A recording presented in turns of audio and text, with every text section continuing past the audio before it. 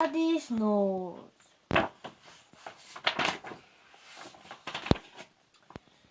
On Monday, Daddy snores boom like a dinosaur's roar. The window rattles, the window trembles. So, Mommy played musical beds. She tired sleeping in my bed, but I hugged the blanket. She tired sleeping in the neighbor's bed, but it's broken. On Tuesday, Daddy snores lumber like an earthquake. He shook Mommy right out of the bed. So she slept in the bathtub.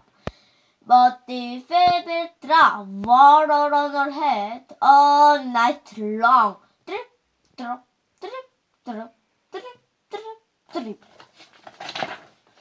On Wednesday, Daddy snored choking like a fire train. So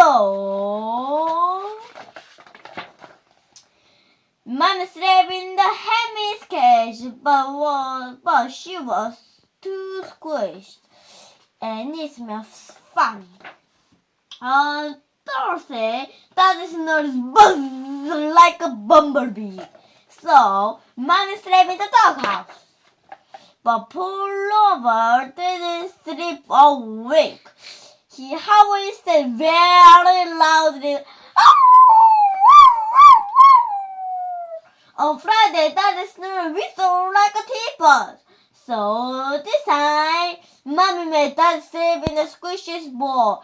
But even Daddy's bubble snore loudly. It wasn't fair to Splash at all. On Thursday, Daddy snores honk like a truck. Mommy had a great idea. She made Daddy sleep in our tent.